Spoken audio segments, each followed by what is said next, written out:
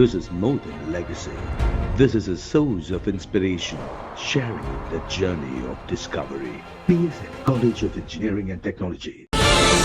மதுக்கடைகளை மூடும் அரசின் உத்தரவு வரவேற்கத்தக்கது என உயர்நீதிமன்ற மதுரை அமர்வு கருத்து தெரிவித்திருக்கிறது. அண்மை செய்தியாக பார்க்கிறோம்.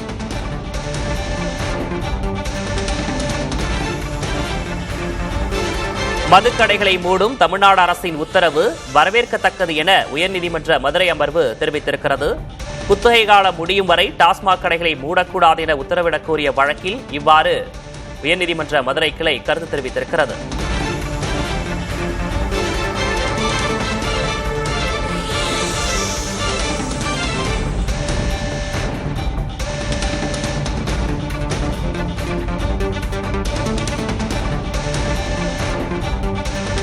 தமிழ்நாடு அரசு பரிசீலித்து 2 வாரங்களில் முடிவெடுக்க உயர்நீதிமன்ற மதுரை அமர்வு உத்தரவு பிறப்பித்திருக்கிறது.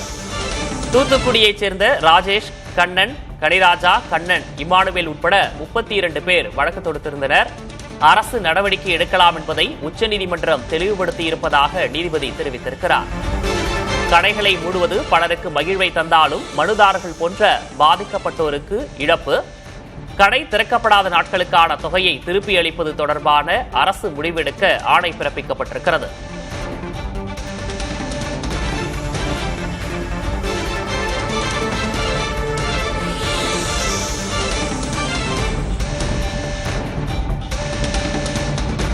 மதுக்கடைகளை மூடும் தமிழ்நாடு அரசின் உத்தரவு வரவேற்கத்தக்கது என உயர்நீதிமன்ற மதுரை அமர்வு தெரிவித்திருக்கிறது.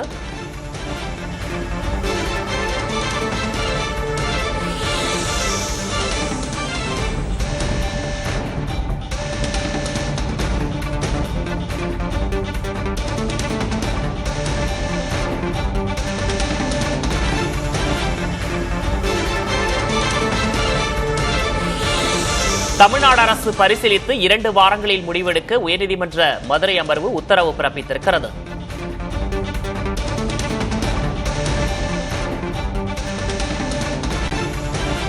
அரசு நடவடிக்கை எடுக்கலாம் என்பதை உச்சநீதிமன்றம் தெளிவுபடுத்தியுள்ளது என்று நீதிபதி தெரிவித்திருக்கிறார்.